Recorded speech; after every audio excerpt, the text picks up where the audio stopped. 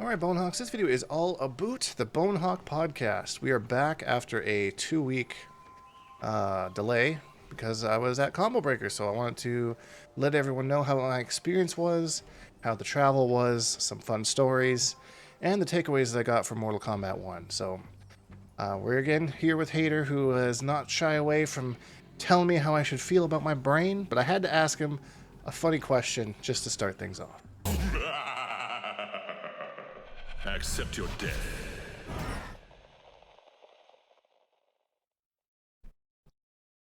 So it's kind of funny to me because we missed one single week, and it feels like it's been so long since we've sat down and done this. I know that feels like we're out of the habit, right? And I had to really remind myself and keep myself on track to make today happen. It's like who are you even? Like, do I even know you? Like, bro, I feel like the momentum kind of burst from because I haven't really played any Mortal Kombat at all, right? There was the little Memorial Day holiday, thus the combo breaker thing, which we'll kind of we'll get into here in a little bit. Yeah. But yeah, I got lots of fun stories and stuff to go over. I did want to ask you one quick question that kind of perplexed me just before I got onto this call with you. okay. Maybe you know the answer because I don't. What does a mummy do when they catch you? Like, zombies eat your brains, vampires drink your blood. What does a mummy want with you? I don't think I've ever seen a mummy. Like, I was totally prepared that you were setting it up, setting up a D's nut stroke or something. I wish I had that on the forehand, but no, I just saw that question right before I hopped on. I was like, I actually don't know what they do. Like, they wrap you up? No, I mean, isn't a mummy sort of a zombie, right? A reanimated dead, another undead sort of thing, a different flavor on it. I don't know what they do. Strangle you? What do they do in the movies? What did Brendan Fraser face in in the movie? They want your What soul? happened? Is that what happened in that movie? I haven't seen that movie in like 20 years. I don't even remember. I just remember Brendan Fraser being a hunky boy. That's all I remember from that movie. Right. If anyone out there knows, let me know in the comments what mummies do when they catch you, because I don't. Well, I mean, it's great you had a question for me because I had a question for you too. Actually. Let's do this. Let's do this before we get. I just want to see before I get into it. Have you seen the parody? The parody. Right. The parody's nuts. Yeah. Anyway. Oh, I got. That's I'm stealing that one, and I'm getting everybody I know with it. So, from that, They're like the canned pasta. From Do yeah, they sell that in Canada? The pasta in the can. What's that called? Boy, are D's nuts. Okay. All right. That's a good one though too. All right, so before we get too off track with our comedy show here, let's go over the comments from the last episode. So starting with Harvey Sidu 7030, what are some general gameplay changes you would like to see? Mine would be to get rid of the pushback when Fatal Blow is blocked and have it so that if you miss, it's gone for the whole round. Another one to make throw text one button. How would you make it so that people don't rely on pokes as much or use them sparingly? Adding a counter hit system similar to Tekken would be interesting to see, as it would mitigate mashing and would look super cool. Would generally love your thoughts. Much love and good luck. So first off, I'm pretty sure, am I on some sort of drug? I'm pretty sure throw texts are one button. Like, you press 2 for forward and then 1 for back. That's what he's talking about. It would be nice if you could just use one button to tech a throw. It doesn't matter which direction you're going. 50-50 throws are lame. Yeah. I see. Okay, I misunderstood the question. Yeah, 50. That's how I took it anyway. I'm not trying to speak for the person, so sorry if I misinterpreted that. But that's a really common critique of of NRS games. I feel when I'm not NRS games, because Injustice has a one button tech. That's true. Yeah, it's just Mortal Kombat. So this has been a thing that's been since at least MK9. So it doesn't really seem like something that they're going to go away from. Same with the Fatal Blows, too. Like, I do agree. I would like to see Fatal Blows just one use, bam, it's gone. You can't use it again. But they've had it. People didn't like Fatal Blows in MK11 for the most part, and they weren't excited when they brought them back in MK1. And they definitely weren't excited when they brought them back in MK1 with the cooldown. Dude, and still active. I'm sure NRS has heard us loud and clear. We've been bitching about Fatal Blow pushback, even though it's negative. I'm not in range to do anything unless I play a blessed character, and then even then, depending on who the opponent is and stuff, right? We've been talking about that since the stress test of MK11. So back in 2019, when did that game come out? Yeah, 2019. Yeah. They came out in 2019, but the stress test was late 2018, right? Okay. So I'm sure they've heard us loud and clear. That's not anything I don't think they're going to budge on. And I feel like I have my closure. I've moved on from that. I absolutely agree. I expect zero change because there's no way they haven't heard that feedback. And then they just, nope, this is how they want it to be. So once you got ball roll, or fast teleport, or a good special reversal, even if you're like Sub-Zero or something, at least you get like a slot or something. Right. Lee May, at least you get a chain reaction on some, I'm sure. Yeah, maybe not all, but like probably not like on a Baraka or something. Baraka is so obnoxious. Another thing about the counter hit, punish counter sort of thing, like other fighting games do, I absolutely agree. And I was hoping we were going to get that in Mortal Kombat 11, but instead we got crushing blows, which is kind of like their answer to that. Yeah. Why do what everyone else is doing when we can just make something completely new that people are going to absolutely hate, and it will be impossible to balance and all that stuff. And so they didn't bring that back. And I mean, it tells you when you're countered and when you're punished and stuff, it just doesn't change any of the properties of the moves that are doing that, which is, thanks for the notification. Right. But yeah, like I use kind of a bummer. I feel like I use the counter little notification more so to like be like, okay, I teched too early and I got a down one instead of a throw tech. And exactly. then it threw me out of my button. So that's those notifications are good. Like, it's not that they just weren't blocking, you actually punished it, right? Or it says counter, so I hit them in the startup. It wasn't a whiff, sort of like on the fly, right? You're kind of like keep mental notes. It's just like ways to, did I hit them in the startup or did I hit them in the recovery frames? So it's good for stuff like that, but it's not like, what was only +4 on hit is now +8 on hit or something, or +6 on hit. So now I can do something different, and that's my prize for getting the counter hit. As far as like gameplay changes, I would like to see. I think a push block kind of idea, like mechanic, would be nice. I feel like that's probably something that's what's really lacking. Yeah, like sometimes some of the pressure and stuff can get a little bit too crazy. I mean, it's an assist game, so like whatever. But I mean, I feel like a pushback button, even if it's like a 2 bars or something like that, just having an option. In some make scenarios. It cost resources. It should absolutely cost resources. Otherwise, it's just going to be like a push block fest, right? And it should be like what Movado already has. Like it uses your cam, so you're maybe not use a half a bar cameo. Maybe they could keep Movado's unique by still allowing his to do damage where otherwise it wouldn't or something. Right. And they can even keep it locked behind a flawless block, whatever. Make it be like a fatal blow or a breaker where your cameo needs to be available and it costs like 2 bars of meter or something. So you still have an option, and it's a way to allow some of this circus show pressure sort of things, right? You need you need more defensive mechanics than a block button and a breaker that costs all your resources. Yeah. That people can even take away from you into it. Otherwise, it's just too aggressive. It's too, and that's fine. It's just, I'm just spitballing here. I'm really not invested enough to like really have an opinion like either way, but I feel like it's definitely missing something defensive. I think that if they tied that to like specific cameos, that would be really fun. Like, for example, Goro being like Beefy Boy, like his push block is like pushes farther away than like, say, like, I don't know, Sonya or something like that, like right. Just because like have that lower element to it a little bit. Try to balance it, but do you really have faith that they're going to do that and do that well across all? Every time they try to like, okay, we're gonna take this basic idea that other games have done, right? Like whether it was like like in MK11, it was like Combat League, their first fleshed out real ranked system sort of thing. It's like, bro, all we really want is like bronze, silver, gold, platinum, like sort of thing. So we've got combatant, apprentice, elder god, all that sort of stuff.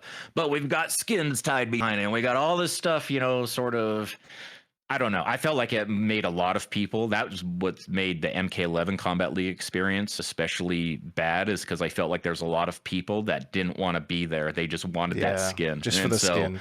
and they just made it as miserable for you as possible, right? While they just had to be there too. I don't feel that so much in MK1, but in MK11, I felt like that was the vibe, especially at the beginning, the first few seasons. And as it, Yeah, like went on. having invasions as a way to also unlock skins is kind of nice. I actually have never really looked to see if it's the same skins that are unlocked between the It's two of not. them. But They're at least like the color, right? The color right, palette. Maybe not the skin itself. And Combat League has been the earliest access to some of the Order of Darkness skins. I think so that from the first season, Shao Kahn had that Order of Darkness skin as like Executioner skin right. that you could only get in Combat League until they had the Titan boss fight like a couple seasons later or the next season or something. So I've got a version of it, but not the Combat League one. So I think the palettes, the colors are unique, but I could be wrong there. I could end up in the shrine or something. Who knows?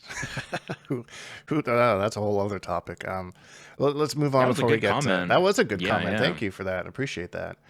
This is a short one, but it's a good one. Brian Bridges says Goro gives Garrus a restand that I see hardly anyone talk about.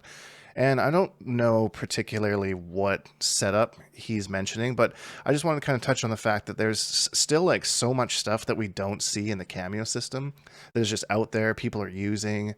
And I think to throw some praise their way, I think that, you know, the depth of the cameos is one thing that they did really well in this game. And especially with people still finding things out. Like people just found out about Sub-Zero and Darius like not too long ago, and I think you were messing with that a little bit. That pairing is kind of sick. Got some good mix to it. But Sub-Zero Darius? Yeah.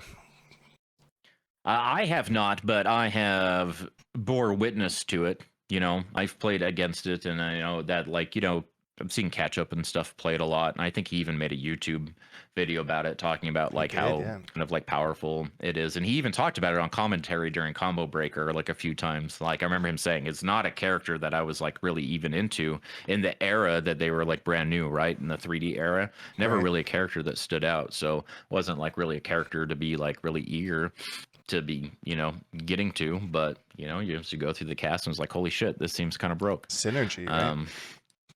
And I think it's, say you go to a restaurant that you like and you know what you like there, and there's 10 entrees, but you already know that you like the grilled cheese or whatever, so you order it every time, right? That's Goro Up Punch. I'm sure Right. there's a fucking chicken cordon bleu, and there's a burger and fry, and everything else that's plenty and good. It's just a different, but you know what you like, and Yep. you know, and you just use what works, and it kind of does water things down, but like only in the scope of the meta. Like we really need the people that are at the outside the box thinkers and people that do.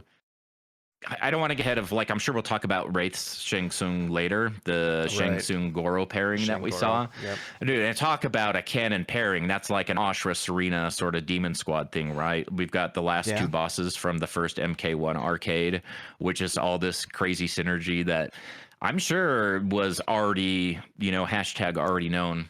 I actually didn't But even that was think the of first a lot war of people had seen of it, and man, he was sick. That was really cool to watch. Yeah, that's Wraith sick. But yeah, thank you for that, Brian. Appreciate that. Moving on to Stone Cold Stutter. Great name, love that. Come back with the top 8 bragging likes. I think I meant rights, but maybe not. Yep. So Either- did you make top 8? Surprise, I did not. No. Okay, well, let's not get into that quite yet. I'm interested to hear about the trip overall, right? Not just the competition, which we'll get to, but let's talk about this kind of like the timeline, like chronologically, right? So, Yeah. what did you do to prepare for Combo Break? Like, how prepared were you? How well did you think you were placed? Like, what were the expectations you had for yourself? And, like, what was your battle plan, right? You're obviously a Quan Shujinko main, but, like, Yeah. what was going on in the back of your head, especially because you saw the, you know, obviously the bracket beforehand and stuff. So what was preparation like leading up to, like, getting on the airplane, right? All the lead up before trip day. I really felt like I wasn't using the armor portal enough. So that was kind of a big focus for me, was to make sure that, because it lasts on the screen for so freaking long. Like if I have 3 bars, I might as well just use a bar, because I'm not going to be gaining any more meter. Just throw it on screen, and if something happens where I happen to be around it, it's like a 1 bar breaker basically. So that was kind of Yeah. a big focus for me. Also working a lot on the Garrus matchup, as I knew I had Gur in my pool, and then Smoke as well because I had Big Daddy G in my pool. And then I wasn't really sure.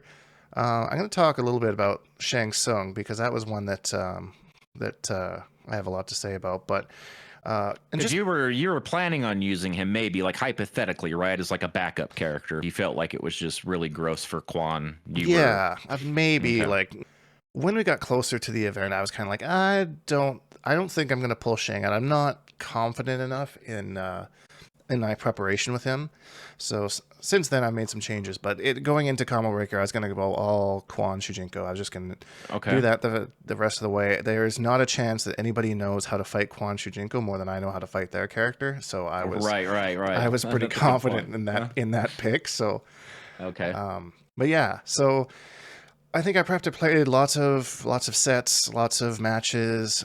Tried to work Combat League out a little bit more for the content creation side and less of the training side, because I found that tended to give me a lot of bad habits that otherwise What do you mean?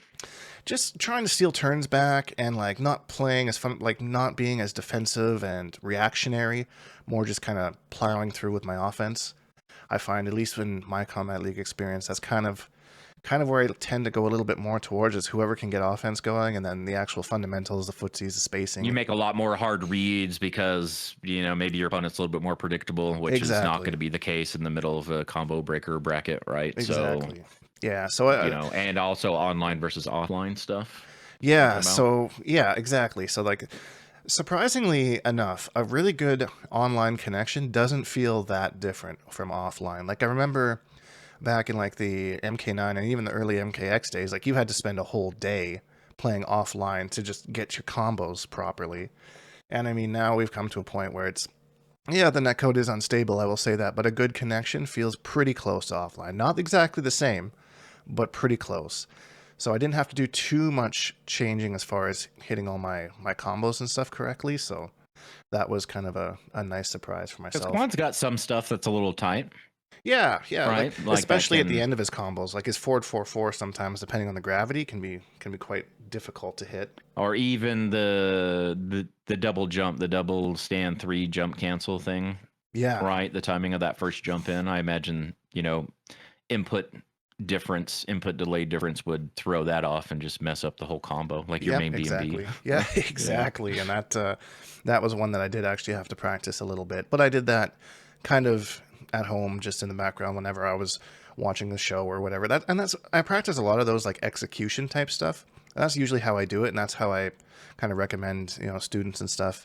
If you have one combo that's really hard to do, just do it passively in the background while you're doing something else. Just be in practice mode, just constantly just do it over and over and over, and then play with the different Yeah, timings you've said and that stuff. to me in the past for sure, right? Like those are the opportunities you use to bake in the muscle memory, not your gaming time, but like something you can do almost kind of like passively, Yeah. while you're catching up on your favorite, TV series or something. Yeah, you're sitting there watching Riverdale or something like that, and you're just doing your combos in the background. That's I'm sure Having people yourself a good cry. a good a good little cry, your little teen dramas, and I do miss that show, I will say. Yeah. But yeah, so that was my prep leading up to the event, Okay. and then Thursday I flew out, and You have an early flight or a late flight? it was early. It was 6 a.m., so I was up at 4. Luckily, Dang. What time do you usually get up? not 4. Usually I'm around 7:30 on a normal day.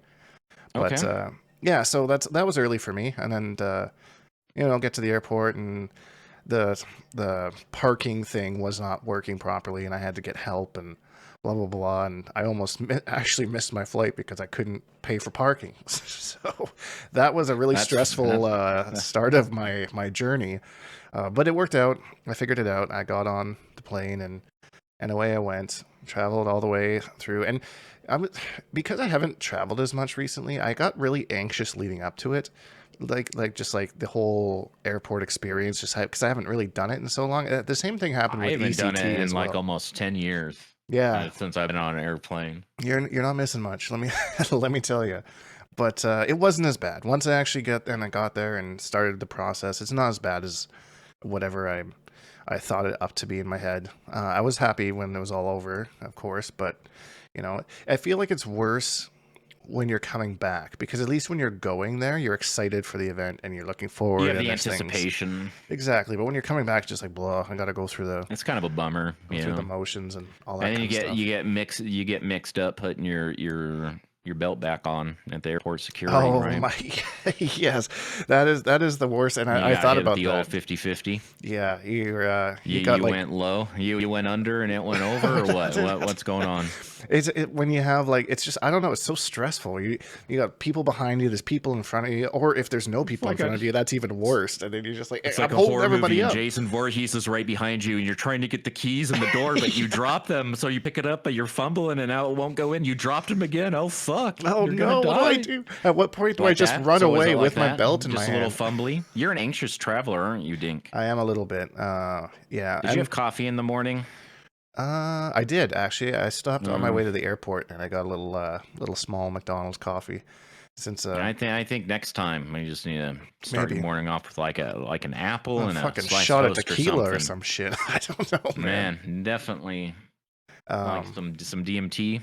but No. once you're through the DMT, oh god, Yeah. once you get through that, it's all fine. So, landed in Illinois, and I'm driving down, and I noticed that on my way to my hotel, there's a lot of trucks that have like the U.S. flag, like on their back windows. Like I saw like Yeah. 3 of them on the way there. So I don't know. I don't. Is that you don't see that in Canada? You don't got a lot of Canadian flags in the back of Well, truck windows and stuff? that is funny because yeah, generally that's a sign of something else. But yeah, there there are Canadian flags, and it's usually in the back of big trucks, alongside some sort of InfoWars flag or something like that. So, but it was just something I noticed. Moving on. Yeah. Moving on, yeah.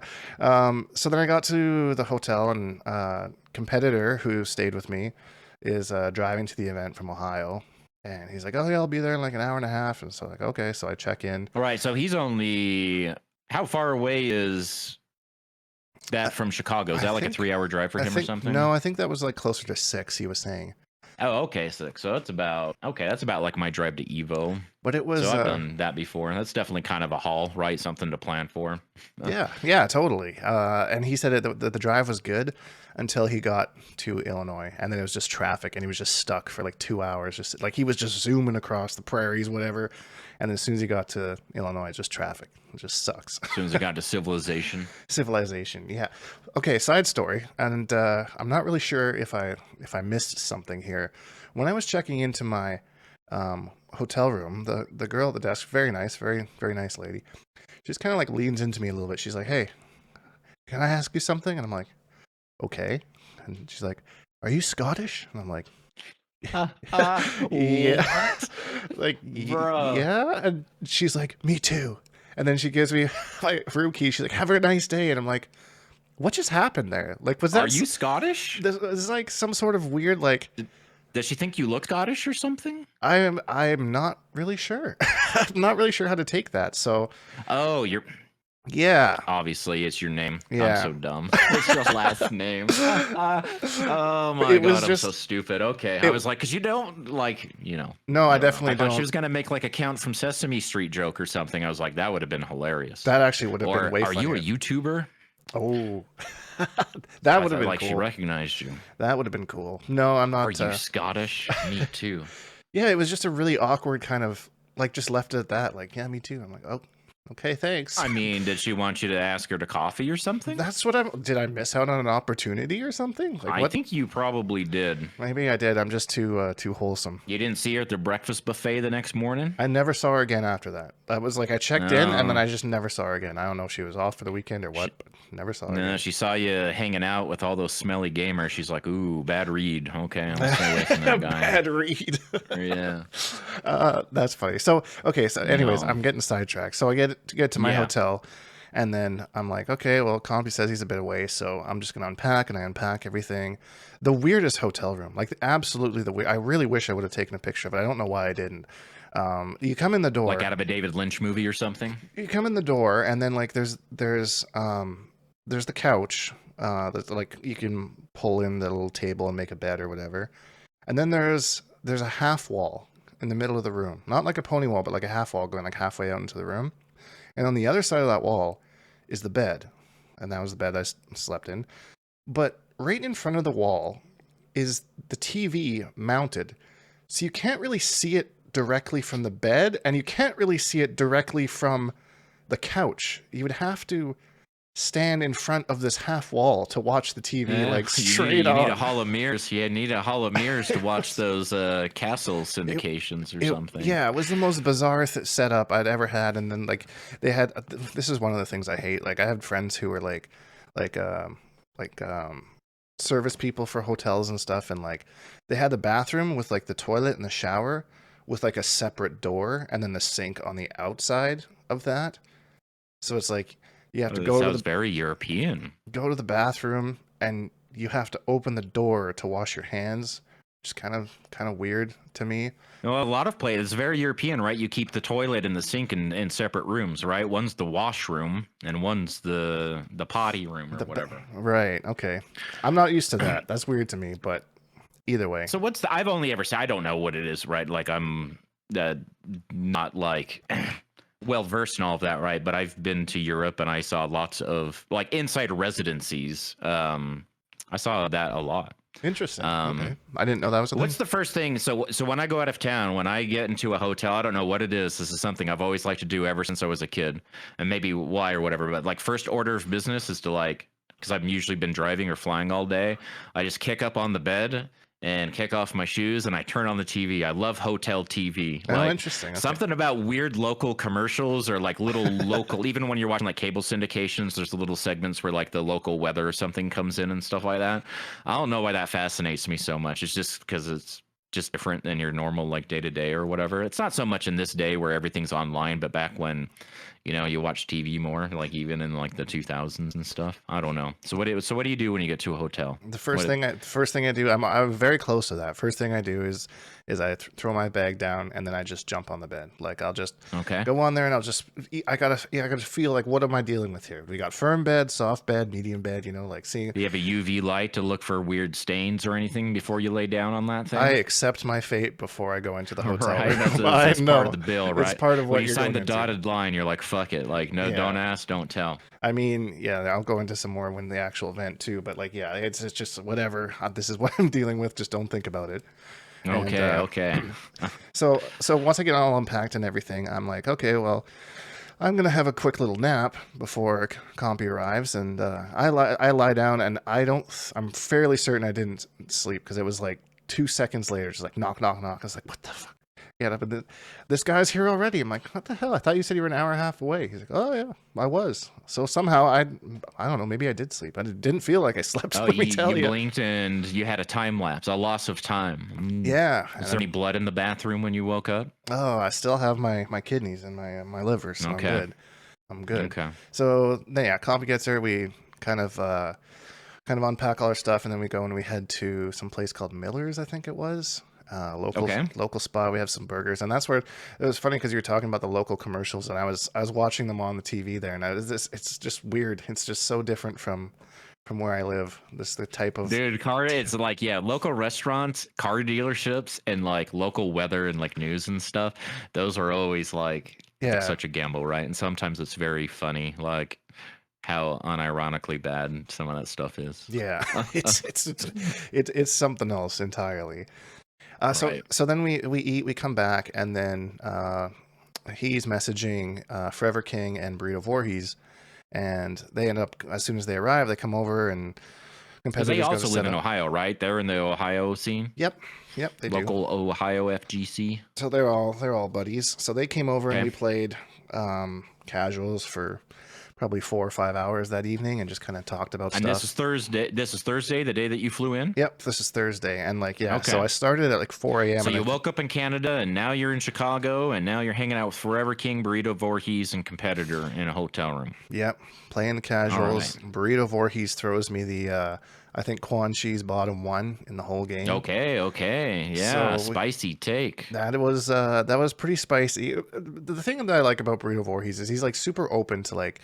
your input and stuff. Like he doesn't say things like he'll have his take, but he'll totally take like your opinion. Like he'll be like, okay, Yeah, he that's doesn't die on heels and stuff, right? He thinks very analytically. I would say almost too analytically sometimes, right? Like we've made comments before, and this isn't disparaging like at all, right? But like the patch notes that he'll give a character, like adjustments, and I don't think he wants all 27 things, right? But like 2 or 3 good ones or something, right? But that's how he thinks about it. Like we're always thinking in frames and thinking in setups and thinking in situations or whatever. very thorough. Very Right. thorough. Yeah. So it was interesting talking to him and whatnot, and playing against Forever King's Ermac. And man, like I thought that matchup was fairly decent for Quan, but if the Ermac player is in capable hands, it is hard to get anything going. That's just his cancels are just so much more impressive against Quan if you're doing them properly and having the right routes. And then on top of that, something because Quan's too slow to really kind of poke out of it. Yeah, exactly. He can't like I can try and do a forward 2, but some of if he does like a poke or anything, that'll go. The forward 2 is a terrible mid for Quan. It has this weird kind of diagonal hitbox, and like you can kind of poke under it. It's pretty annoying. And then one thing that I've actually not seen too many Ermac players do like as strategically is when like King will just kind of run backwards and do like these cancels, like cancel backwards, building all of his meter. Builds meter, yeah. And then he'll throw on the little green Enchantress glow, and then it's basically like he's got an extra health bar. And the amount of games that went to a timeout was insane. Like, I think we probably... it lets you just take risks, right? Like, here comes a teleport. Who gives a shit, right? If I've already got a life lead or whatever, and I've basically got half of a health bar... it is so... With that. And if he doesn't want to spend the bar, Ermac can turn that off at any time. That's true. If he decides he doesn't want to spend the meter for it, which is also good. Would defeat the purpose of what he's setting up there. So, Forever King... been playing Ermac, or this is like a side character? No, that's who he's been playing. He played Ermac in tournament. So yeah, it was it's so defeating. And he uses Janet, I'm guessing. Yep, Ermac Janet. Okay. So defeating, just having him like you're both at like just like such small health, and there's 10 seconds left, and just bam, just throws on the green thing, and he's got full meter, and it's like, I just lost. Like there's no point. Like I just straight up lost. I don't really know how to do this. Like just the way he was playing Ermac was very very impressive. So that was... Do you know what else is really disemboweling is getting opened up by Quan, and you are Ermac, and you got Shujinkydink or whatever. Yeah. And you've been saving that meter for that break or whatever in case you do, but now you got the armor portal up, and now I can't do anything about it. And now you're using like 4 bars of my own resources against me in one combo? How is that even? Yeah. No, but I get what you're saying, and this is like why I always say, like, I played just like a little bit of Ermac, no like high level or anything, right? But that's like the more like unexplored. Like you went in with an impression that was actually probably advantageous, especially with Shujinkydink. For sure. And a humbling experience then? I would say so, for sure. Yeah, I definitely think that matchup is even at best. At best, maybe.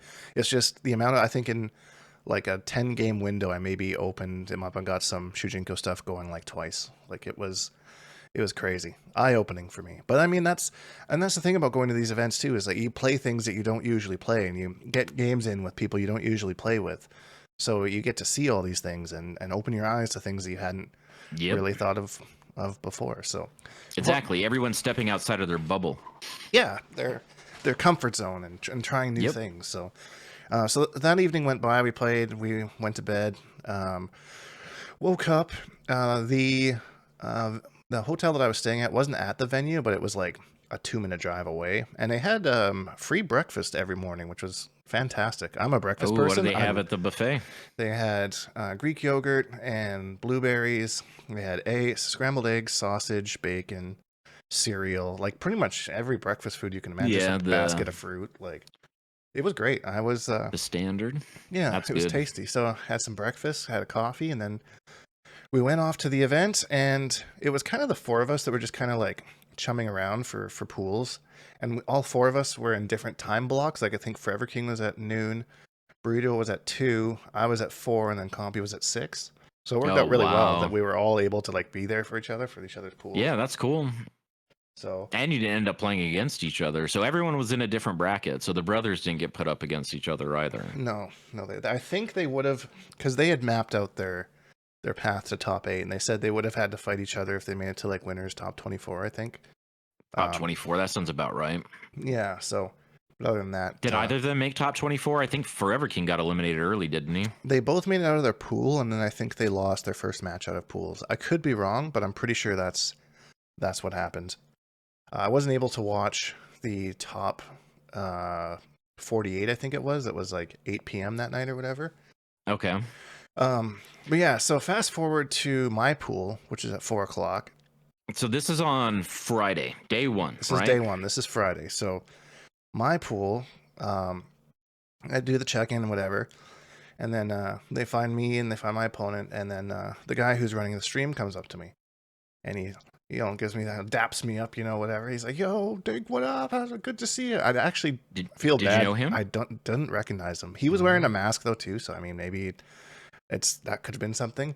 And he's like, "Yo, you want to kick off the stream for your pool?" I was like, "Hell yeah, brother, let's do it." And, so I was like, "Sick." So then like the TO goes to the guy that's running the tournament, and he's like, "Hey, you're gonna be on stream with against Shujinkydink here." And the guy's like, "No, I'm not doing it." Like, didn't want to get humiliated, or didn't want to be on stream, like, period, or the three of us just standing there looking at him like, what?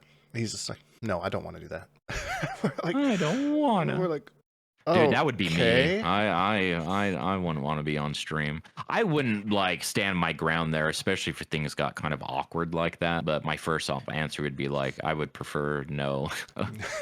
Yeah, definitely not. I definitely respect him for standing his ground as far as he did. If he's listening to this, which I doubt it, but good on you. But then so the TO for the pool is like, "Okay, then I guess you guys just play here then." And then the guy just kind of tapped me on the back. The guy's running the stream like, "Don't worry, we'll get you up there." I was like, "Okay, it's cool." All right, They really like next me, match, but let's talk about that one first. So what happened offline? So who did he play? Like, what was his team? How did it go? He played, I believe it was Natara and Kung Lao. Okay. And after the first game, I understood why he did not want to be on stream, but I really wish it was, because that was a very, very dominant game for me. I don't think he hit me more than twice, and I was using all sorts of cool Shujinko shenanigans, and like I was using like the Natara's health pool steal and like her dive kick steals and ending combos with a blood split. Like I was zooming. That was a great set for me. Did he know who you were? Is that why, right? Because he knew that you were kind of like established or somebody that would mop him? It could be.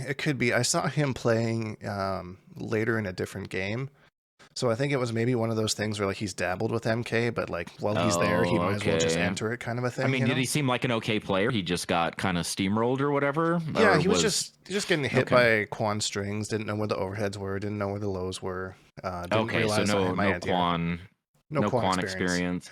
We're very Plus, little. Natara just wants to be in the air, and Quan's like, LOL. Yeah, right? pretty much. So, and then so that was that. So I took that one 3-0, and then I believe the next person. This is a little bit blurry for me, and I'm not exactly sure why. I took this set 3-0, but I believe it was a katana that I played, and So this is game 2. this is game 2. So this is to get Katana into. and whom? Who's the team? I don't remember. Because you probably didn't see the cameo at all. Was it another wash? I think it was another 3-0. It was closer.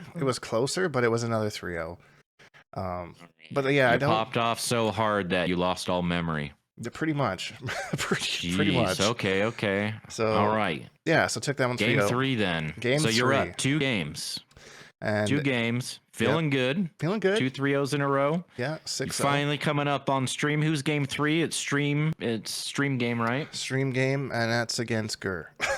So, which And was it's against Gur, and you've announced it to the Discord, and everyone at home is already convinced that you're going to get top 8 because they think that it's supportive. But did it actually make you more nervous? sometimes. Or was it supportive? I feel like it's like supportive, like when people are like, I think you can go like 3-2 or something like that. Like that kind of stuff is like that. I like support. Like when it's more realistic. Yeah, like I'm not a great player, and I don't grind with the top guys, so me making the top 8 isn't very realistic. I mean, everyone wants you to. I mean, there's been dark horses before, right? And Yep. you're a perfect candidate for that sort of thing. So it's not outside of the realm of possibility. Yeah, exactly. So it's it's nice that they're trying to hype me up. But I feel like if I don't make it, then I've just disappointed so many people. Like everyone that's like, yeah, we better make top 8. Like, I just feel like I've just let everybody down. Because I did that. So anyways, I mean, to be honest, you let me down. I like ruined my whole day. You son of a bitch. No. It's fine. Like I see stuff like that, and I'm not sure about how I feel about that sort of stuff, person, because I feel like the heart's in the right place. If somebody's saying that sort of stuff to me, right, and it doesn't feel patronizing, and it feels like genuine and stuff, but I definitely like am kind of like with you, people that are a little bit more like, remember how I was getting on your case about like when we played that set and you're like, well, I was seeing what you were, trying to start there. I was like, no, you didn't, because it never even started. Okay, I was just trying to be a good friend. Man, do not patronize me, right? Let's have a real conversation. But, yeah. So I mean, that's like my whole disappointment is like there's other people not meeting other people's expectations, I guess. So that's but kind it's of fine.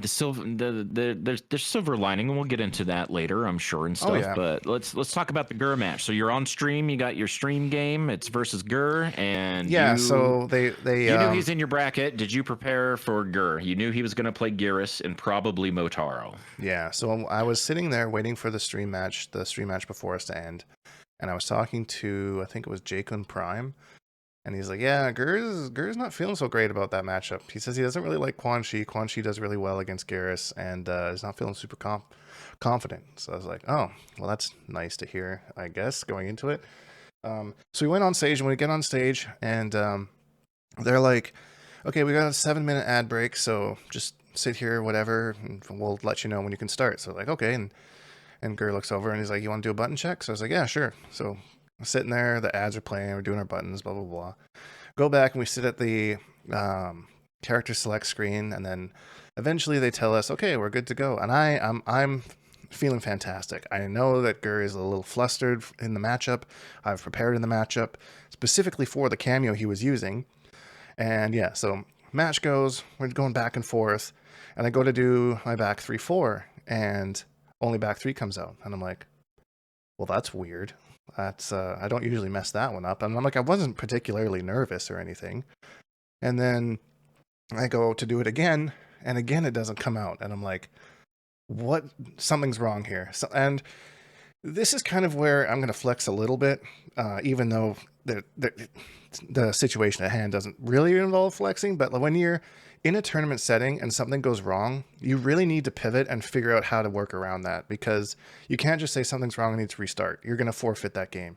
You have to play that game. Especially you had a 7-minute break to check your buttons. I know, too, right? Like, I know, right? Man. So we knew something was wrong. We were watching from home, right? And a couple of us were in the Discord, and we could tell that something was off, even though you were winning that first game, sort of thing. But it was like, why does he keep just stance switching? Like, yeah. And he hasn't landed a single Shujinko combo, right? He's come out, but no conversion. And Koala was like, Shujinko's not even full. It was off like a sliver, right? Like, okay, maybe something's fucked up with his cameo button. He hasn't even called him out to like finish up the charge, even though we've seen him come out. Like, so we figured it was something fucky going on with your button. So yeah, but you won that first round or something, right? I won the first round. I almost won the first game, and then I immediately like put my headset off. I was like, I need to go back to character select, and Gur's like, yeah, no problem.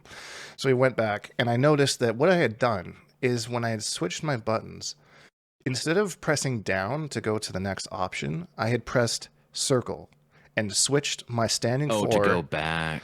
Yeah, I switched my standing 4, my most important button, to L2, and now my stance switch is my standing 4 button. And so that's why you kept getting. That's why we kept seeing all those raw stance switches. Yeah, and then at the end, it was me just trying to confirm what exactly I was seeing. I was like, okay. And as soon as I like opened my buttons up on that screen and I checked it again, I'm like, I am actually the worst player on the planet. Like, I can't believe that I did that. But that's just me not being used to that offline. Like, I haven't really played much offline since ECT. So like I wasn't familiar with that screen as much, and I just kind of just Hold on just a second here. You're a good friend, Dink, and I want you to do well in life. Oh And no. I know how the subsequent games went, and people that watched what happened, and we know that even though your buttons were better, the gameplay got worse. And I can't help but feel like that is tied to your reaction to that realization of I'm such an idiot, the worst of all time. If you would have been like, "Fuck, okay, now let's go," sort of thing, Yeah. maybe it would have gone different. The You're human 100% brain is right. very fragile. You got to talk to yourself very, you You're got to 100% treat right. yourself well. That it mentally fucked me for the rest of the tournament. Not even the tournament. I had my matchup. I was on the stream. I was prepared. I had everything in motion, and I fucked it up. And Right. that just ruined me for the rest of the event. And like, there was one moment where I actually was feeling pretty good because, and I think in the commentary track afterwards, they were talking about how like, oh, you need to be doing the straightforward purple skulls, but I was doing the ones from the sky, the inverted ones, and that was on purpose because when I was playing against Brown Boy, he was easily reflecting with Motaro those straightforward projectiles every single time. But when I did the angled ones, not only did he not know the flawless block timing on it, but you can't reflect. Well, you can reflect them, but they just go back up in the air. It doesn't. Well, wrong. they nullify, right? It feels like projectiles in this game that have an angle to them, they nullify instead of reflect most of the time. If they can't go like straight back to you, sort of thing. So he would not have to deal with the projectile, but neither would you. Exactly. So that's smart. Okay. Yeah. So and then at the end, I just decided to test it because I'm like, well, maybe he doesn't have the reflect timing on. I did a straightforward one and bam, reflected it. The only time I tried to do it. So like, okay, well, I'm glad that my mind was in the right place there. Okay. Yeah. But yeah, so that was unfortunate. Ended up losing that, as everyone saw, and then I went down back to my pool and I played against Dark Green 40, who is a Shang Tsung main. Played Shang Tsung and Scorpion. And was doing the full screen far projectile into the Scorpion cameo, whether it hit or not. Like, it was just Scorpion was coming out and the Scorpion had no grounded hitbox. So I just kept punishing it with standing 4 Bone Dome every single time. And 113 damage or whatever. And then I ended up, I kept expecting him to go for an overhead in places where I would have done the overhead as a Shang player, but it never came. And I just mixed myself up because I was already kind of fucky from the last set, and then I'm trying to think of things that I would do, and he's not doing any of them. Looking for things that don't exist, right? Well, it does exist, but he hadn't proven that he knows it exists. That's exactly right. You don't want to get hit by it either, not in a first of 2. No, so well, it's a first of 3. So first of 3. Sorry, even then, you're on a tournament. Okay. So I went down 0-3 of that one. So that was when I was eliminated, and then later on, my stupid brain forgot that I can do standing 4 into Shujinko's ground skull steal for a full combo on Shang from full screen. So I was getting 113 damage for that punish when I could have been getting 293, I think, into purple portal setup, into zoning, into GG shake my hand. I didn't lab that matchup enough because I was so confident from playing Shang that I would have no problem against. I didn't even prepare, and that was one of my biggest mistakes. Your hubris got to you. So another little lesson to take away, and you just did it again. Because your stupid brain, you said, man, you got stupid brain. We need to we need to work on your language, sir. I'm calling you out in front of everybody. I expect comments to reinforce this statement, right? Like, how can we twist this around to be like a critical but constructive sort of thing, right? That adds instead of takes away, right? Useful, yes. So, right, and again, that's just me, not my lack of confidence. But you're right. That's something that I do need to work on, and hopefully everyone in listening will hold me accountable as well as I'm going forward. I mean, I think there was a time and a place, probably like in your 20s and stuff, right? Like in the 2010s, where like self-deprecation, I felt like was like in vogue, was like very popular in humor and pop culture and things like that. But like as things have evolved, especially as social media has evolved and stuff, and there's like so much yuck out there. I feel like people are like not receptive to it at all, and we're seeing a lot of like longer term effects of, I mean, those have always existed, right? But when you do talk, you got to give yourself the same benefit of the doubt you would give one of your friends, right? Like why would you hold yourself in less regards? Right. No. Anyway, for sure. okay. So we lost to Gur. Yeah. And oh wait, we're talking about the Shang Tsung. Okay, Shang Tsung and Scorpion. Yeah, so I really feel like I shouldn't have lost that match. Like, I don't feel like I got outplayed. It just, I kind of outplayed myself is what kind of happened. And then just by not prepping and then mixing myself up, and all my own fault. But that's fine. I will never make that mistake again. If I ever know there's a Shang in my way, I will beat you. Sorry. But that will never happen to me again. For the rest of this game. Blame that guy. Blame whoever Dink just played in that bracket if you ever lose to that. I am beating your ass so hard. Like you will be like, man, Quan Chi's so OP. That sounds like trauma. Trauma manifested. Okay. Exactly. I like it. So yeah, all right. There's my confidence level. So after that I went and I bought a $12 drink and let the partying commence because I'm out of the tournament. And what was that? What was that beverage? That was a Sonic Boom, which was a Red Bull, and I don't know. I just said does it have liquor in it? Give it to me. You have to hear some money, you know. Like I don't. So and then I watched the rest of the event. I watched competitor play in his pools. He did really well. He made it like I think all the way to the end of his pool. He played Johnny Cage. Yep, Johnny. And Cage. He does Johnny Chameleon, Johnny Janet. Johnny Lau is what he went with. Johnny Lau, okay. Yeah, and we kind of had a little bit of a talk afterwards because I was like, man, you know, like I feel like you're a solid player, but I feel like everybody knows how Johnny Lau works. Like it's nothing new. You can't really mix people up anymore because they know kind of where the fuzzies are and that kind of a thing. And it was kind of like started. That's the problem with playing top tier, right? Is that those are the first matchups that everybody learn because they have to just due to popularity, like what's happening with Akuma right now in Street Fighter, and other sorts of things. So he definitely has that to think about. Yeah, so he went to go and play some casual. I think I went back to the room, and he was like, "Find me a secondary cameo if you think about it." So I was Sector. I was messing around, and I landed on Sonya actually. Okay, because I can see it.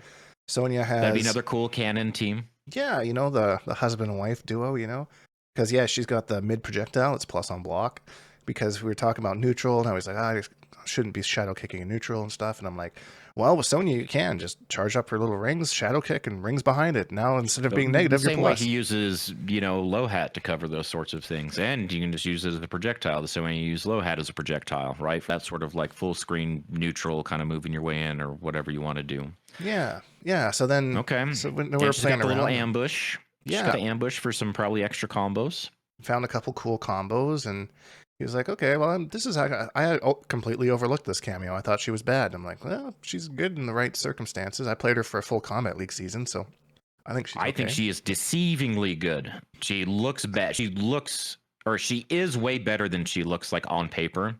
If you see her in the right hands and the right team, I think that her kind of tools apply to a lot of characters too. She's pretty versatile. She's so like simple. That way. She's so simple. She's just effective. Yeah, she's one of like the OG cameos that they are more simple and straightforward, but that's because the tools they have are so powerful. Right. And then so then after that was kind of, I don't know, we just kind of hung out on Saturday, went and watched some pools and some Street Fighter and all that kind of stuff, and everyone went out on. Was it Friday night or Saturday night? One of the two. I think it was Friday night. And I could see, I've been to enough of these, and I'm like, I'm older now, but I'm like, I think I'm going to go back to the room now. Yep. I'm like, I'm having fun, but the night that they stayed up till 5 a.m. playing casuals? Yes, that's exactly it. And then like, everyone, I'm so fucking hungover. Oh, someone was puking. Like, I was like pouring my drink, and I was like, I wish I would have come back to the room. I was like, my days of doing that kind of stuff are over. I had definitely been there enough. Me too. Preach, brother. Like there's just like no way, no how. I definitely, those are good memories for me and at some events.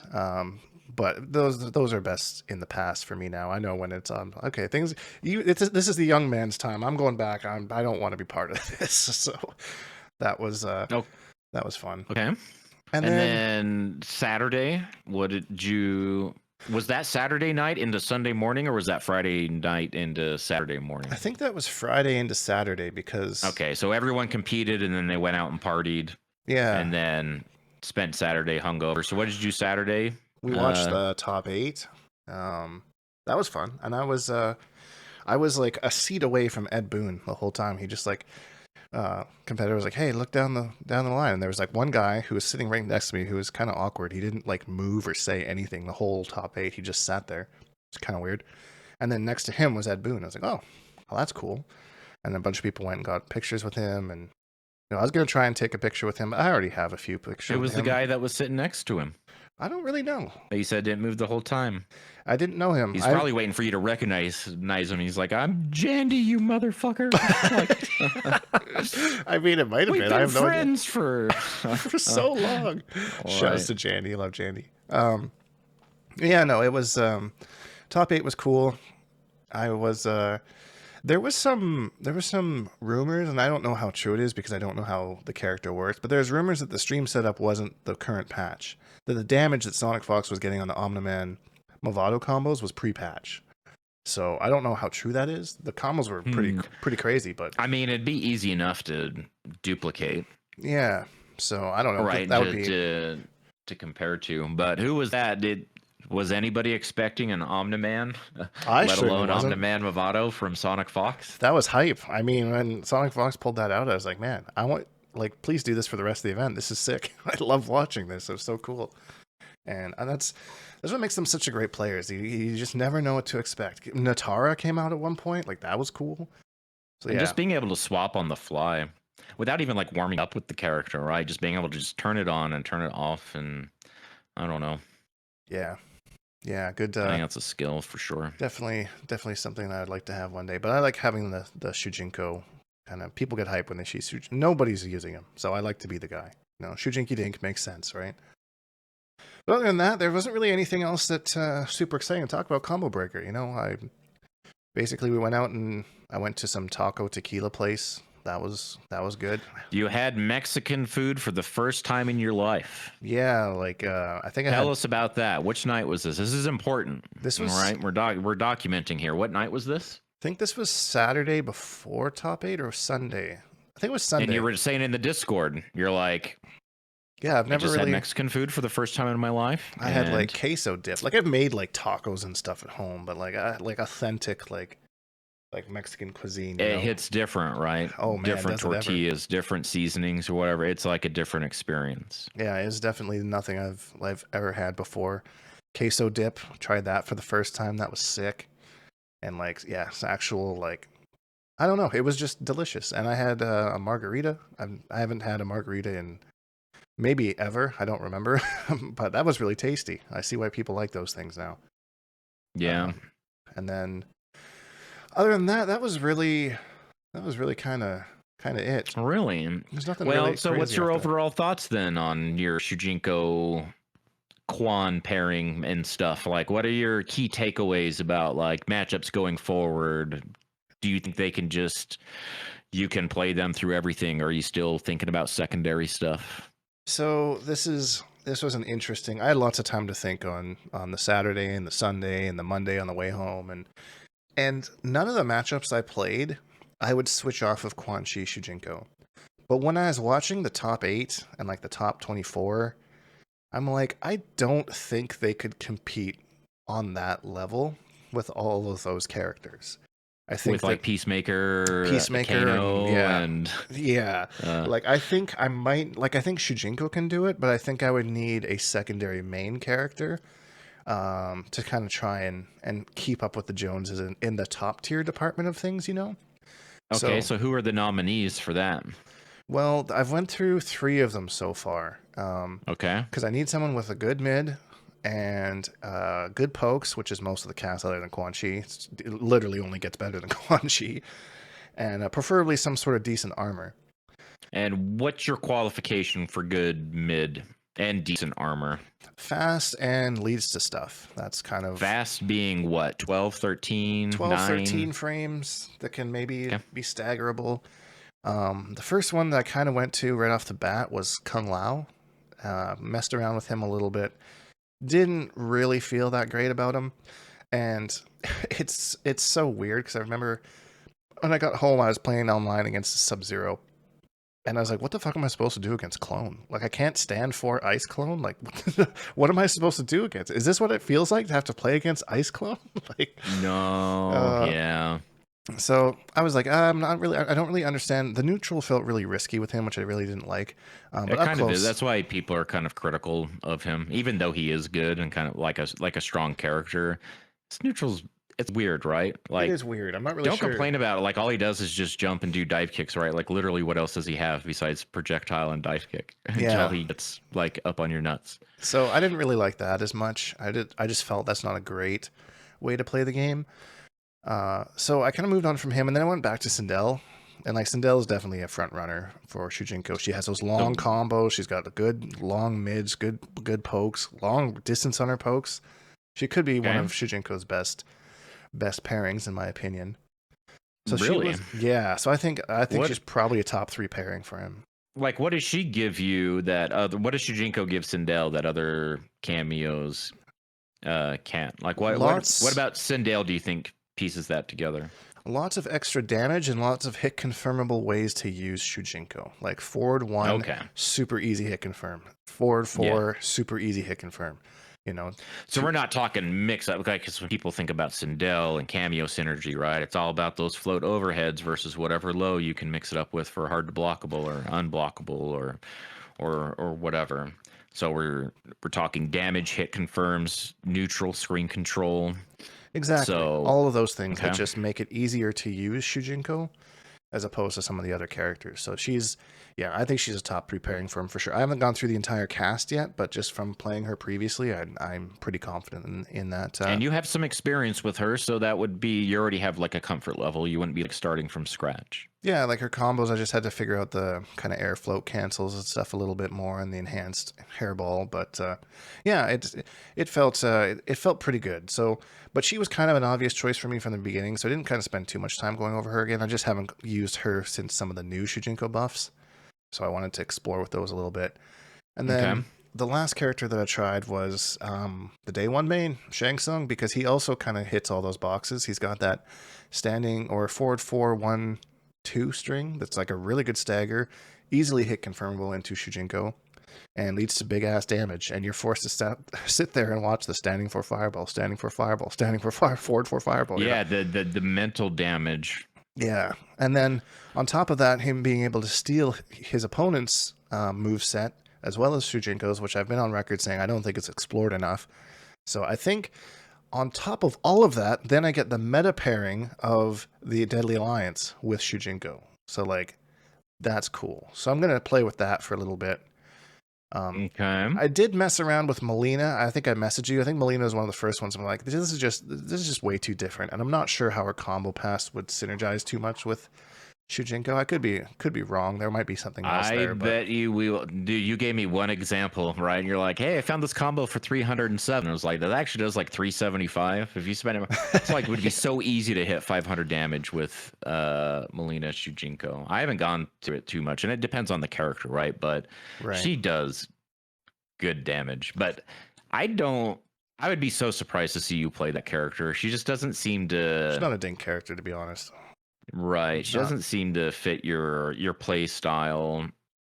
Yeah, so I don't know. There's something about her felt weird, and I just didn't like it. So I might revisit her just like in the damage department, perhaps, and see if that's maybe worth it. Because she does also kind of check the boxes. Like I don't know She's about worth it. Yeah, her forward 1 I think was a good mid that I think I found. It's 13 frames. It doesn't have the best range, but it's got the string attached to it. Yeah, so That's also special cancelable. I mean, she's blessed because she can turn any stray hit into a ball roll cancel, and you get a convert. And she's got like her standing one's really good. If you like, so as far as the pokes in the mid, it's not like the best mid as far as like range, and it's like 13 Right. frames, so it's not the fastest one either, but it's perfectly serviceable for its like application. So But I might mess around with that a little bit more, but I would need some definite hand holding to figure out the all the combo pathing and the But I got Well, just the lucky for guy for the you, job. she's been all over top 24, top 16, top 8s, and all these tournaments and dream hacks happening right now. I don't know if there's any Melinas there. I saw Violets in the bracket, I'm pretty sure. But there's a Yeah. ton. Between like Dexy, Violets, and Hourglass of Rain, there is, if you want to learn how to play Melina, now is the time. Like, she is definitely present without being like, there's so many characters better than her that she's kind of going like under the radar. People talk about how stressful she is to fight against, but she's still not in the same conversation as like Johnny Cage and Liu Kang and uh, those sorts of Peacemaker characters. and those She's kinds like of a top things. 10 character, not a top 5 character.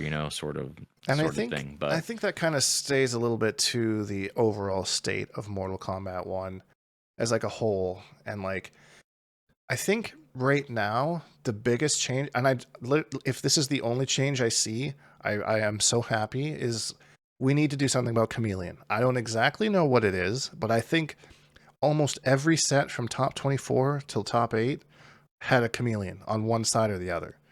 Like that. did you see Raptor's tweet earlier? I did not. Okay, let me pull it up real quick and pull it over here. All right, so for those of you at home that don't know who Raptor is, it was Red Raptor once upon a time. He's at Raptor_FGC on Twitter. Very technical and competitive player, especially he was in all the ESL stuff in MKX. That's the first I had heard of him. Played Takeda, He if kind I of stepped, remember. and all through Injustice 2. Like, if you've looked up combo videos for Injustice 2, you've probably seen like one of his videos. And he also he kind of stepped away from competitive stuff in MK11 and focused more on combatacademy.com. And that's where this comes from. He was updating basically the cameo character strongest pair, trying to make like a pairing list, right? Right. Of the strongest cameos for each character. And some of these characters have one cameo and some have like 4 or something, right? So like On Demand has Mavado, Janet Cage, Jackson Kung Lao, while Rain only has Janet Cage and Tanya only has Goro, right? But then he's got these little metrics. So number 1, of course, is Chameleon. Mentioned 15 times. 15.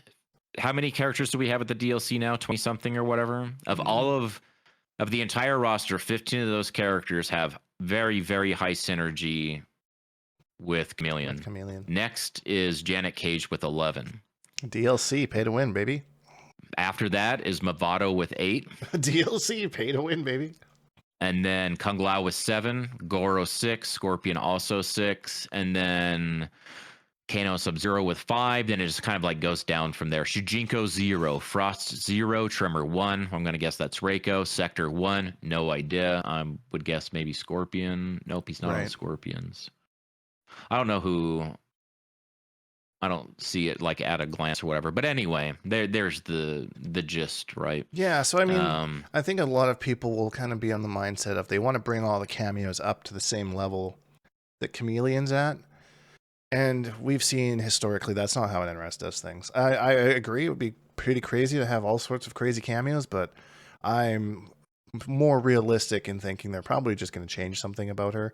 And hopefully it's nothing too crazy. I don't want to completely gut the cameo, but I think they've done that before when they've nerfed, but all we can do is just kind of look at what they've done to just other cameos, and they kind of gutted Cyrax. Yeah, I mean, just the copter chopper, what they were using, and he's used in different ways now. I think, as far as the way that he was being used, I think overall, I'm actually really impressed with how they've balanced the cameos. Like, specifically, like the meta ones. Like, Cyrax was maybe a bit much, for sure. They did give him that meter stealing net, and then they just kind of slapped Striker on the wrist and then Kung Lao on the wrist a little bit. But it was enough to make a couple times, right? They just keep tweaking Kung Lao just a little bit, right? They're not making big moves. Just, okay, we're adding a little bit more recharge. Okay, a little bit more recharge. Okay, now a little bit more. This might be the last time, right?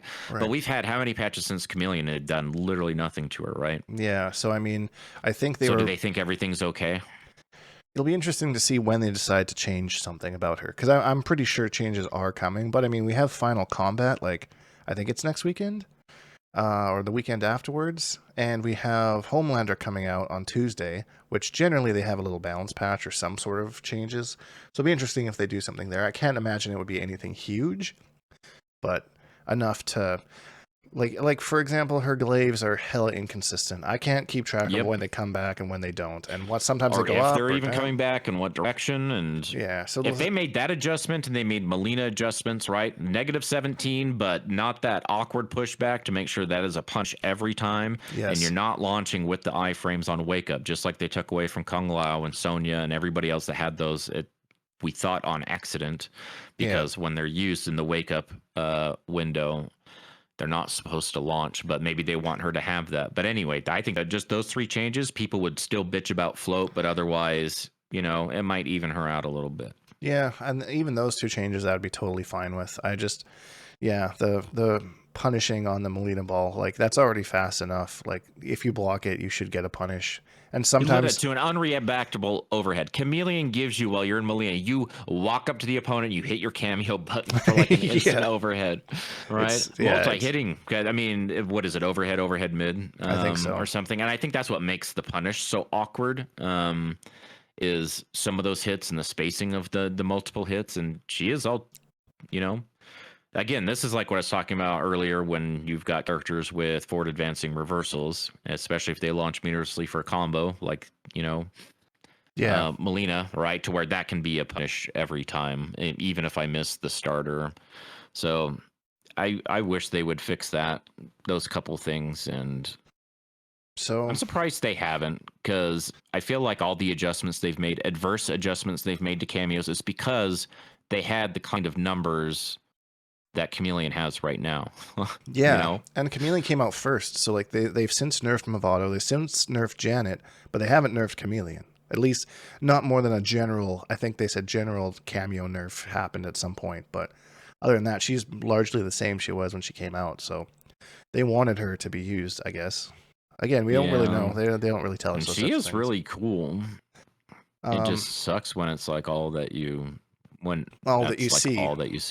Yeah, it's like Deadshot in Injustice 2. She's Deadshot from Injustice 2. There's like 4 of them in the top 8. You just have a chance to see other characters because everybody plays 2. Yeah. But if this is a single character, like all things considered, right? People would be playing just Chameleon. Yeah. I could go on Chameleon all day. I mean, I just want to see some sort of change, whatever it is, that's fine. But I do want to move on to Homelander. A gameplay trailer was shown last week. I'm kind of hyped. I was curious. I don't know how much of The Boys you've watched. I think I've watched the first 2 seasons. I've watched it all. I'm a fan. I am a fan with expectations, Dink. I saw a nice breakdown on Twitter of like all of his moves, because I was like, he doesn't really like punch or kick much. Like, how are you gonna make this character like realistically look like do justice to how he is in the show? And then I saw a Twitter breakdown of like all the little like even like the way that he lands sometimes, from jumping and stuff. And it's like they put a lot of thought into this character. I'm quite impressed with how they managed to put it all together. So I'm excited for him. I would like to hold a little bit of reserve until I see the combat cast on Monday. But I'm excited for what I think the character can do. As someone who's seen the entire show, what do you think from what you've seen so far as staying true to like the character? I think he totally looks the part, like the tones there, the mannerisms and stuff. His parry is so sick. I love characters with parries anyway, and that's like extremely Homelander. I don't like some of the kind of, I don't know. I'm not going to talk about what I don't like because I don't want to get roasted in the comments or whatever. Right. But I think that I'm gonna try him, like, for sure. I'm always interested to see, once we have our hands on the character, what was a special move and really what was like an air string or something, right? Or what was part like baked into like another string, like Ermax 212. Like when we first saw that, it's like, okay, is that a special move, like a button in a special move? And it turns out it's just a string, right? Yeah. Things like that. How he's moving around, I like his kind of special Ermac levitate, sort of. That looks like you have control over that. Or it's almost like a Black Manta float or something. Yeah, from that's Injustice right. 2, like I a knew little that bit was familiar. But I definitely have like Ermac vibes. Who? It'll be interesting to see. His fatalities are cool. It's act like his hope. The airplane's obviously a throwback to like the airplane thing from season 1. And it's not like a 1-for-1 cut. It's just If you know, you know. If you know, you the know, airplane thing.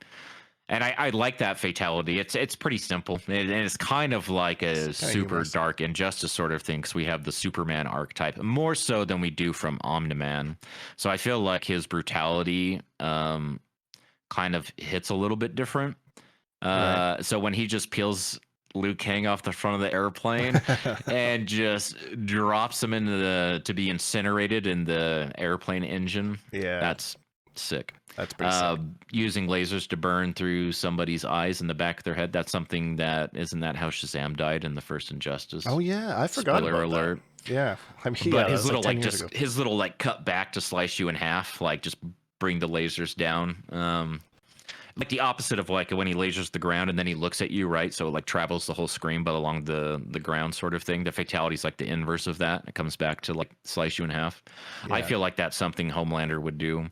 My biggest sort of like, it's not really like a complaint, but another one of those, oh, classic NRS, you know, take something that's very kind of like novel and turn it into like a fatality or a windscreen or something that's just going to be seen so many times. It's going to totally take the novelty away from it. I'm going to be so sick of seeing him tongue a glass of milk. It was something that was kind of disturbing and kind of like funny, like from the show. And we knew we'd have some sort of nod here, but am I going to be looking at that at every Win animation? And it's not that I'm disturbed by it.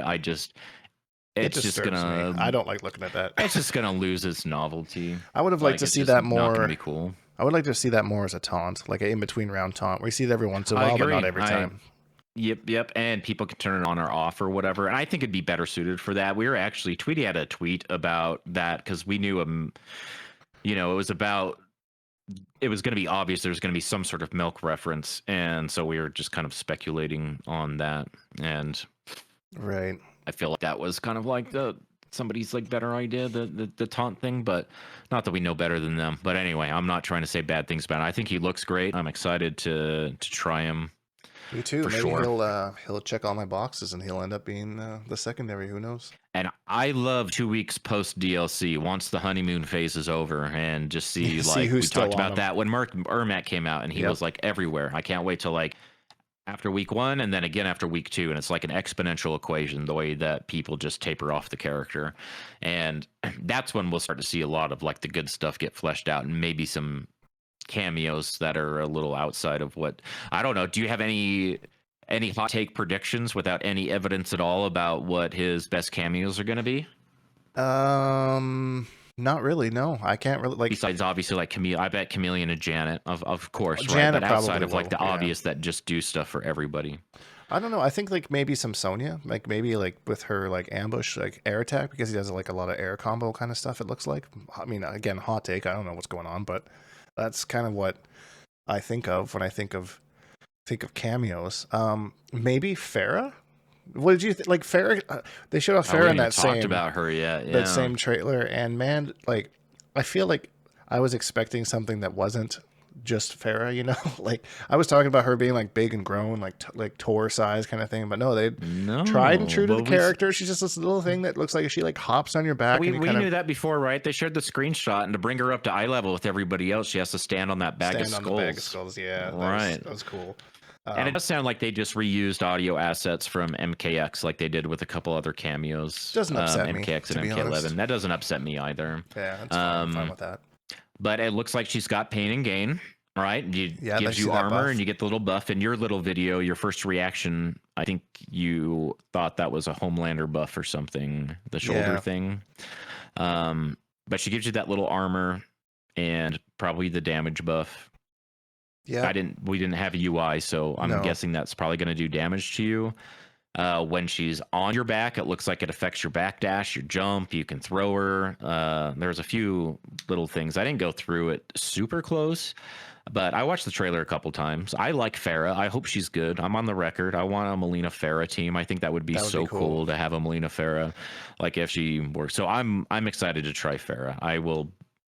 Yeah, we have a.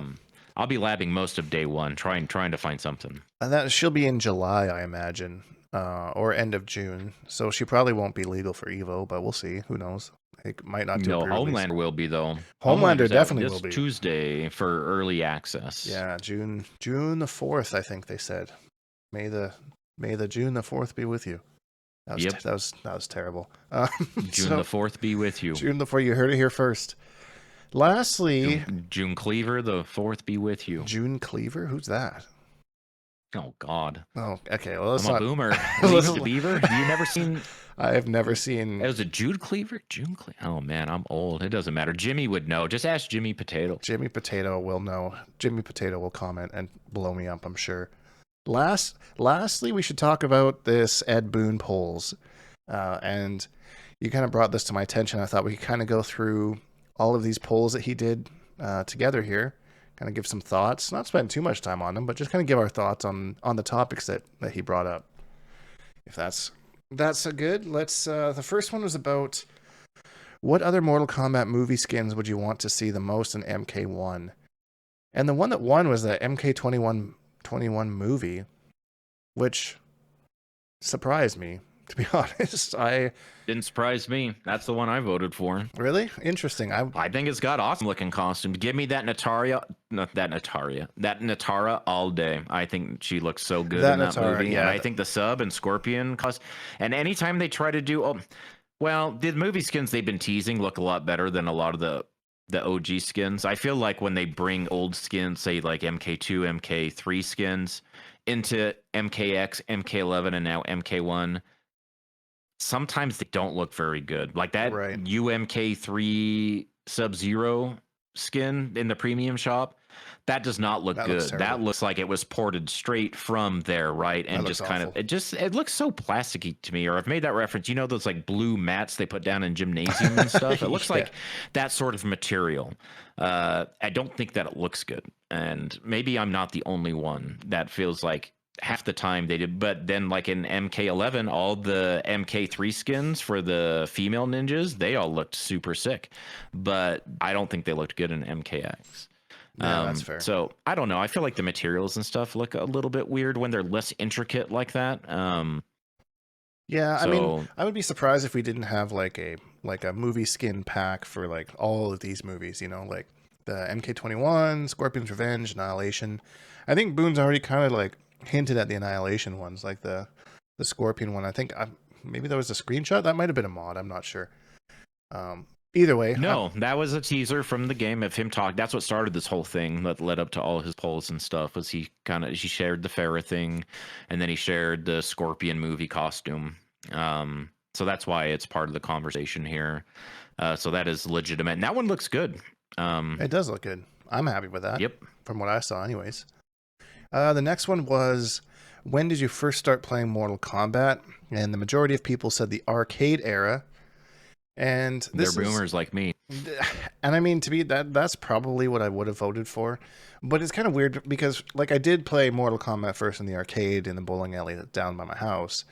But I didn't really get into it until the 3D era. Like, that's when I started, like, really grinding and playing. And, like, that's when I really feel like Mortal Kombat was a part of your life before that, right? I played all of them before that too. Yeah, you're right. And not everyone at Boon is polling takes the game super seriously and is competitive and things like that either. It's just they're casuals. You know, I think MK1 is a fair answer from you, but I agree. Otherwise, I would probably be saying like MKX or Injustice 2 for like actually getting into it or trying to get serious about it, you know, rather than just mashing buttons at the dollar theater, you know, or the pool hall and stuff. Yeah.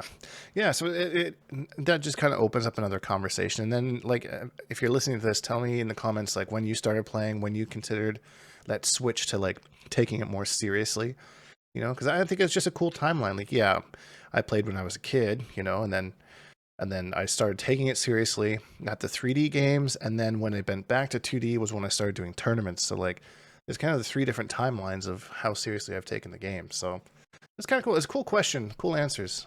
Thank you, Mr. Boon. I like that. Yeah, thanks, Mr. Boon. Which of these guest fighters would you most want to see in MK1? MKX won this poll with Alien, Predator, and Jason. MK9 was close second. That's the one I voted for. Yeah, out of these three, I would have to say MKX. But I see in MK9, it's Freddy, Kratos, and Texas Chainsaw. Texas Chainsaw was in MKX. That was Leatherface, wasn't it? Am I wrong on this one? Leatherface is from Texas Chainsaw. The guest characters in MK9 were Was just Freddy? Freddy and Kratos, right? That was it. Right. So I don't know why he put Texas Chainsaw with MK9. Was that like on a different, like maybe console? Because Freddy was Xbox and Kratos was PlayStation. Was No, Freddy was all consoles and Kratos was PlayStation and then only. Kratos was only PlayStation. But Texas Chainsaw Leatherface was in MKX. I know because I played Pretty Lady. Yeah, yeah. So I don't know. Maybe it says MK9 Plus here, so I don't. Maybe just switching it up. MK11 by far and away not popular at all. I see what they were going for with like the 80s action heroes. I just don't think that wasn't great in the Mortal Kombat universe. No, definitely I feel like the people, the demographic they appeal to are way more like Alien, Predator sorts of people. Definitely. I think that, yeah, MKX is easy answer. Easy answer. Okay, next one. Not even close. If you were to have a Mortal Kombat Pro competition, would you like to see us release costume shaders to support prize pools for it? Pretty much everyone said yes. I'm glad that he at least asked this question because, yeah, they did this for MKX with the Ermac skin and the Blue Steel Sub-Zero skin. And Indeed. from what I heard from people that know a little bit more than I do, that funded a complete third season of their pro competition in those skins alone. So the fact that they haven't brought them back is very, very confusing to me, and I feel like there might be something else going on there. But it's nice that he asked. He stipulated before these polls. He's like, keep in mind, I'm just asking questions, and this stuff is kind of fun to talk about. These are not promises of anything that we're going to do or anything it could or could not be. It's just, we're just having fun here, right? But I feel like this one is him saying, I'm not ready to like quite confirm it yet, but we're going to be doing it. You've been asking about it for literally 10 years. Yeah. Well, I guess they did it for Injustice as well. With the gold and silver costumes, right? He said that it was in that as well. Right. Funded season 2 probably, or at least part of it. So definitely skipped MK11. I expect that to come back. I feel like out of all the polls we've gone through, this one seems like the most realistic to actually happen so far.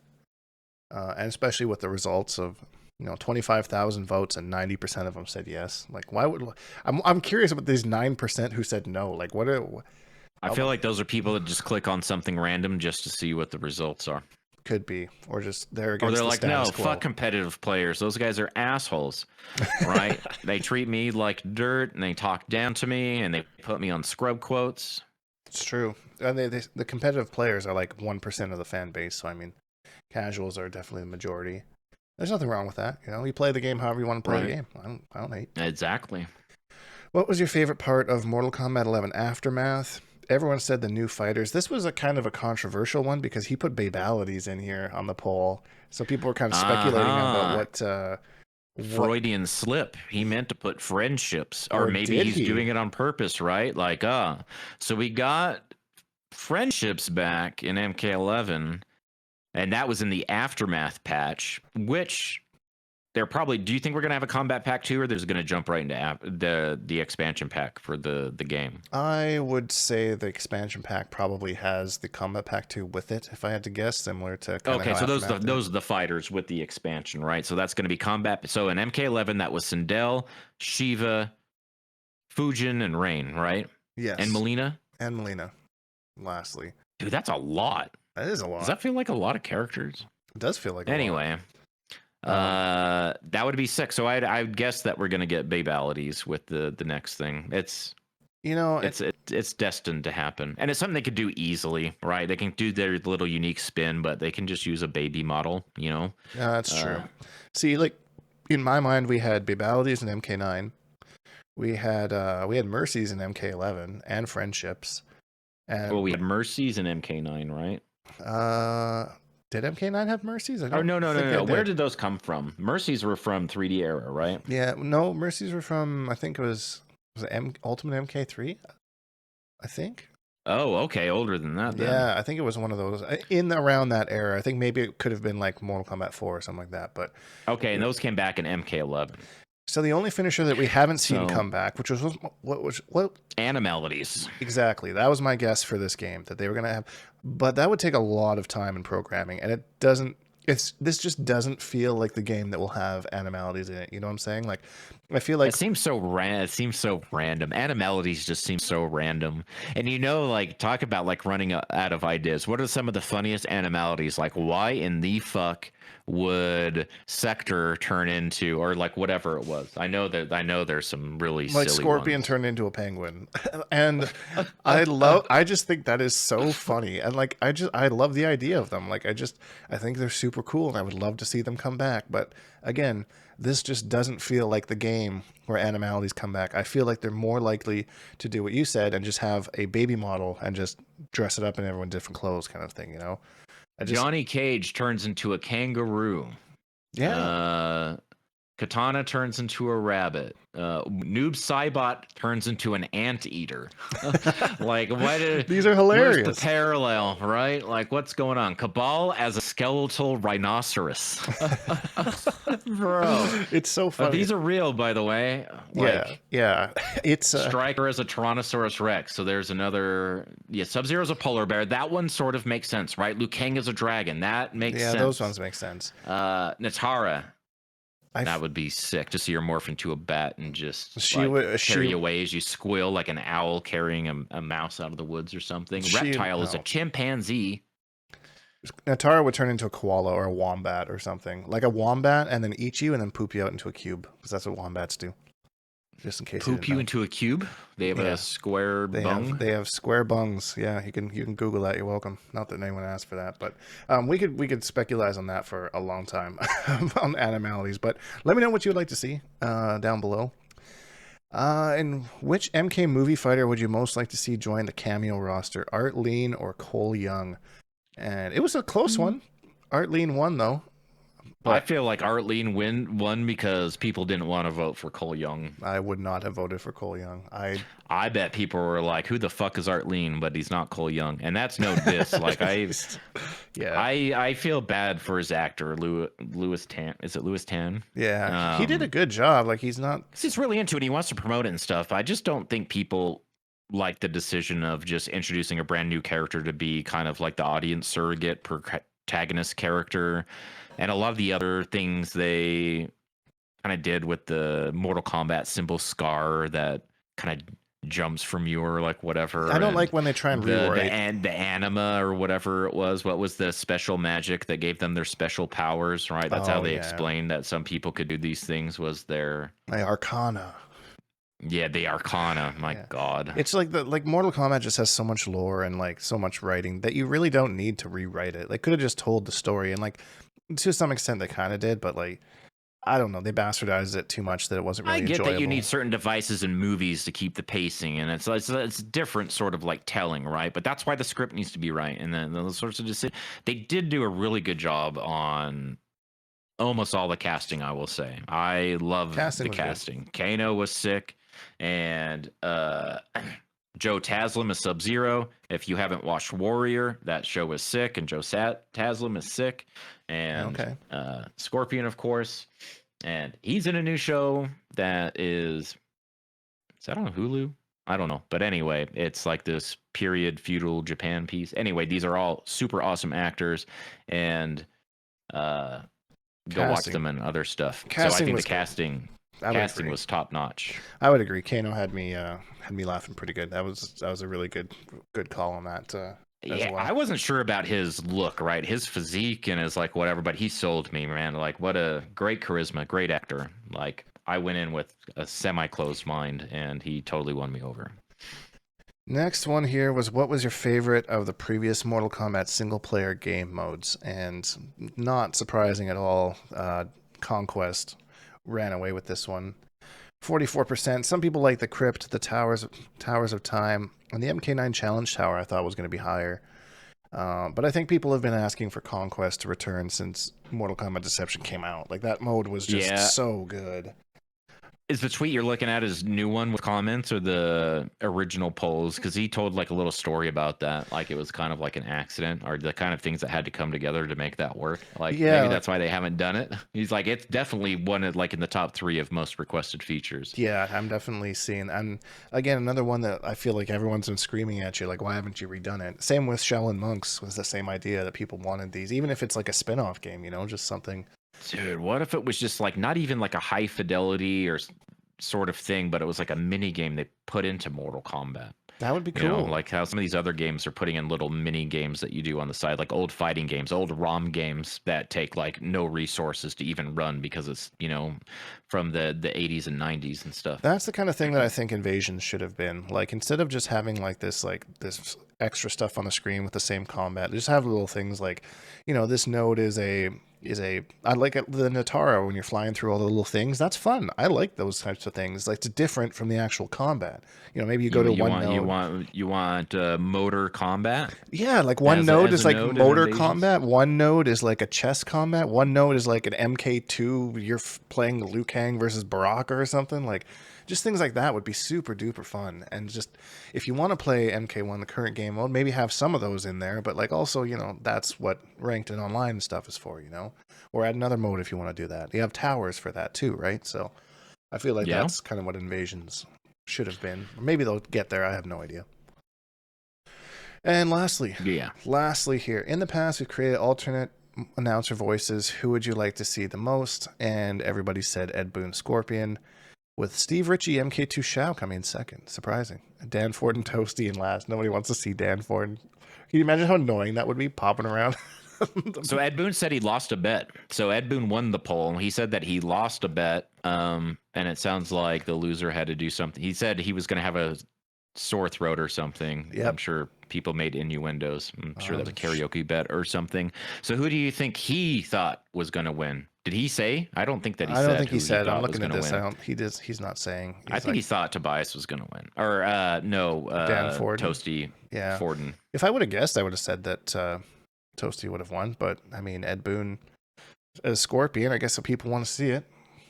So. Have you seen that? There's an old YouTube video of like early NRS days, and they're off by the Great Lakes, like somewhere in Chicago. There's like water behind them, right? They're like on a little pier thing, and it's like all the early dudes, and he goes Toasty like in the voice or whatever, and Ed Boon just starts cracking up, right? They're being interviewed for something. He just like loses it. Like I think that's probably who he thought would win. I think he's still to this day really amused by the voice. It's just something so small and simple, but yeah, maybe they'll bring the Toasty back because they had that on the tournament stage in MK11, right? If you hit I don't really know what the requirements was, but you hit an uppercut or something at a certain parameters. Yeah, it did have that. Yeah, that little. It's only on that stage. I wish they would do that in every game. Like that should be like a staple, like across all games. I agree, 100%. Even if it comes up 1 out of every 2,000 down twos or whatever. Yeah, I mean, it's again, it's a staple of the franchise. I would love to see that. 2,000 down twos, man. That'd be quite the milestone. You'd be like, oh, there it is. I did 2,000 down twos. All right. Right. Well, if you're at the end of the statistic or whatever, it could end up being. But that was like the novelty, and I feel like that was part of the like, put in more quarters. You want to, you might get the guy or whatever this time, like sort of thing. Oh shit, he didn't do it. Well, I'm playing again anyway, and It's just like one of those things that people wait around and they're watching it, waiting for the guy, but they're passively also taking in the game, whether they're interested in it or not, right? And it just more eyes on it and more exposure and. Yep. I think all that sort of stuff back in arcade days was very, very, very smart. Yeah, I definitely agree. I think that it just keeps people coming back for more, and you want to, I swear I saw this. I swear I saw this. And like, oh. Yeah, and then, the game of telephone, and then things that are like confirmed facts that people say are confirmed facts that they actually did, and it's like that literally has never existed. We've never done that. All while people say that they found it or they did something or whatever, but that's just how secrets get made. It's like learning how to do the fatality. They didn't tell you. Some games put the moves on the panels, but that game didn't come with any moves, right? It's just people experimenting, and then somebody does something. It's like, holy shit, how did you just do that? Yeah. That's how I remember playing MK1. Is we were just kids, and like one of the older kids knew how to do the fatalities, and we would just line up our quarters and let him beat us just so we could see the fatalities. Just like, we're always asking people like, oh wait, how did you do that? But Anyway. I think that's gonna wrap it up. This was a little bit of an extra longer one, but we missed last week, so I figured that was on par. There was lots to go over. Yeah. Thanks as always for joining me here, Hater. Appreciate you. Yeah, thanks for having me. And thanks everyone for listening, playing through.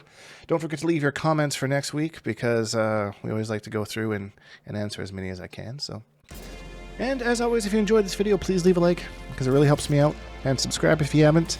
Hashtag Bonehawks and all that stuff. And we'll see all you Bonehawks in the next video.